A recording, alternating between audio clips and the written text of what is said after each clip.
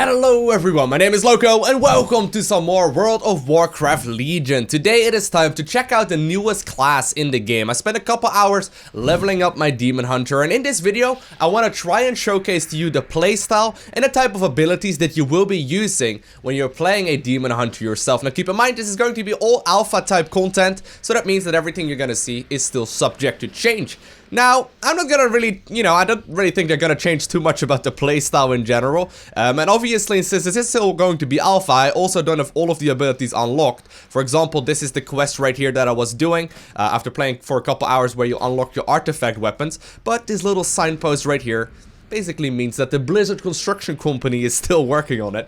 So, not everything is going to be completed yet, but at the very least, I should be able to give you a solid impression of the playstyle of the Demon Hunter. Now, I got my skill laid down right here at the bottom of the screen. Obviously, I will be unlocking more, but the current spec that I'm in is going to be Havoc. As a Demon Hunter, you're not going to have 3 specs like very many other classes, but you're only going to have 2. So the one that I'm currently in is going to be the Havoc spec, which focuses around damage. The Vengeance spec that I will cover in a later video most likely is gonna be a tank. As far as the talent choices, I just picked whatever. As you can see, there are still gonna be a couple others that still need to be unlocked as well, and there's just many things that still need to be added.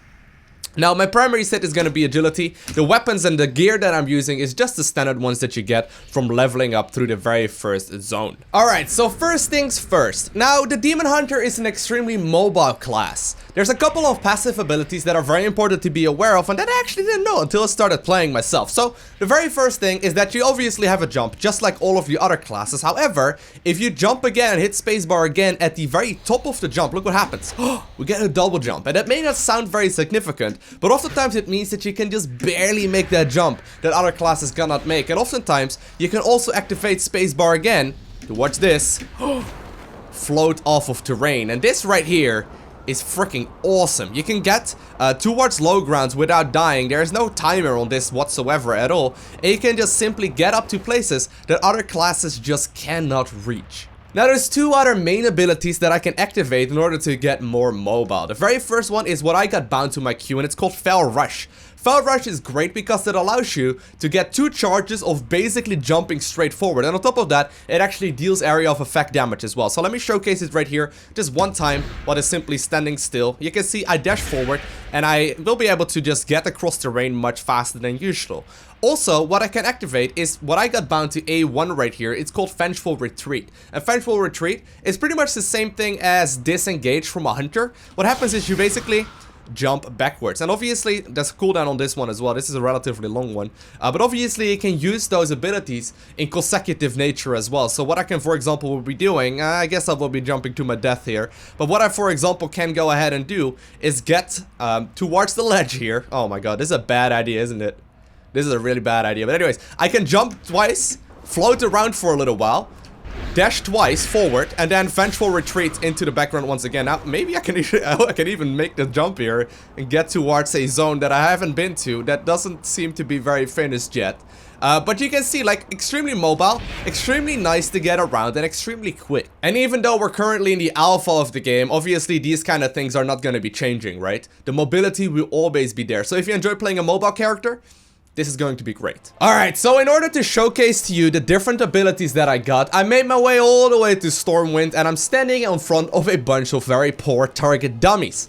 The resource that you work with as a Demon Hunter is called Fury. It's actually pretty standard and pretty similar to how Rage works. You can have a maximum of 100 with it, and you start at 0. Now, whenever you use abilities, they can generate a certain amount of Fury. So the very first ability that I got here, and actually the standard sort of like skill that you will be using a lot, is called Demon's Bite. A quick attack that causes a bunch of damage, but most importantly generates 20 to 30 Fury. So there's a little bit of randomness right there. I can showcase to you how this one goes though. As you can see, this is just my normal basic attack. I'm not actually spending any of my skills right now, not using any global cooldowns. But when I activate, in my case, the scroll wheel, the Demon's Bite will be triggered, and you can see this bar filling up. So right now I'm at 100 Fury right now. You can also see it right here with this little screen at the bottom.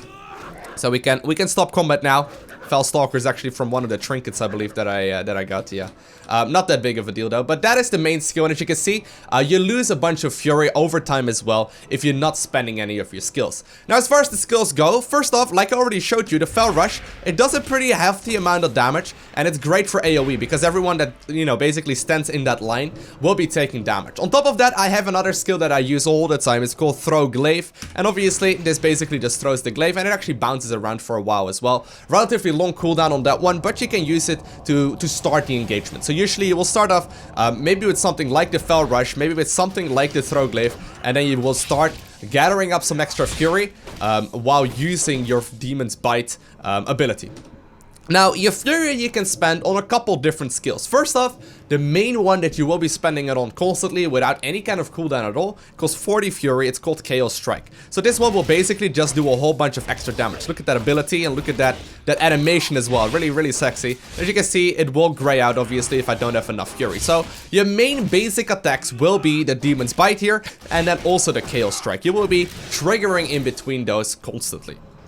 Now, on top of that, there's a couple of really cool, strong, powerful abilities that you can activate at certain moments, but they all have a cooldown. So, in my specific case here, the first three I want to show you are going to be my 1, 2, and 3 hotkeys. So, the very first one that I got is Blade Dance. In order to activate that, I need to make sure I have at least 50 Fury available. So, here we go. I'll just max out on Fury.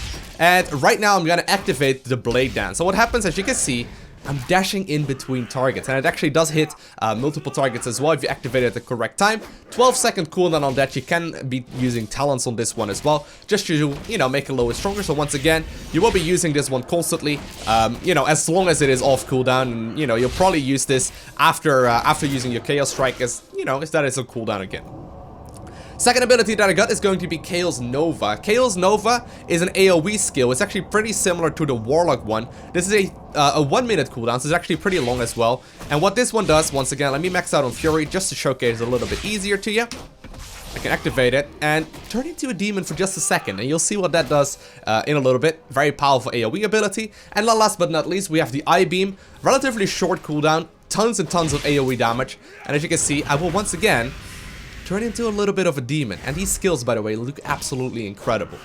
So this one you will be using as often as you possibly can. So will you be using the Blade Dance as often as you can. And most of the time Chaos Fury, or Chaos Nova rather, is going to be used whenever you are up against multiple enemies. That's how we actually be using the Eye Beam. It basically does damage to everyone in front of you. Now, as you may have noticed, a couple of things that happen when you are using those abilities is you briefly turning into a demon. And you can actually turn into a demon for a longer amount of time using, well, not the blur, using the Metamorphosis. We'll go over blur in a second. So Metamorphosis has a 6-second cooldown, or 6-minute cooldown rather. It's very, very long cooldown. And I get this little, like, targetable ability when I want to activate it. And what happens is that I can, you know, use it right here and turn into a demon. And basically whatever I do right now is gonna be empowered. I will be using this as often as possible, obviously, when you're up against, like, elite mobs, or if you're in a raid fight, you will be using this at the beginning of the fight, and likely, once again, at the very end of it as well. And it just allows you to turn into a demon for, I believe, 30 seconds in total, right? Yeah. So what you also do is actually stun a whole bunch of enemies when you first land, and it just becomes, you know, you in a more powerful version. And obviously, you look a little different as well. And after a half minute, as you can see, you will be back into your normal form. Very, very cool.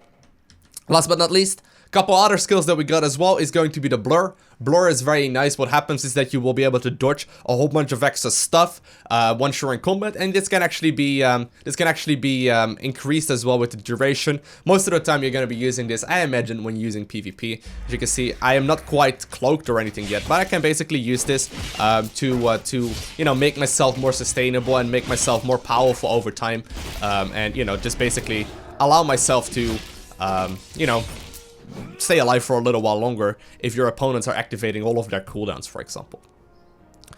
I also have Spectral Sight. This is pretty cool. Spectral Sight is a pretty interesting ability. What you can basically do with it is see, like, all kinds of targetable objects behind walls as well. So as you can see, I can see those squirrels behind the wall, and obviously oftentimes in an actual game, like in a dungeon for example, you will be using this to see what is around the corner and see if something threatening is going to be happening very shortly. Then also you have your consume magic. Consume magic you can use when you see someone cast, and if you actually interrupt that ability using the C2 in time, or at least I got it to control to myself, so consume magic in time, you will also not interrupt them only, but you will also prevent them from casting from that kind of magic for a couple seconds, but most importantly it will bring you all the way up to a maximum amount of fury. So very, very cool skill there. Now the very final skill that I haven't shown you yet is going to be pretty standard. It's a gateway to the Foul Hammer. This has to do something with the artifact quest. I don't really want to spoil anything to you, but I can basically go ahead and teleport there whenever I want to. It's a 1-minute cooldown, so it's something to get around.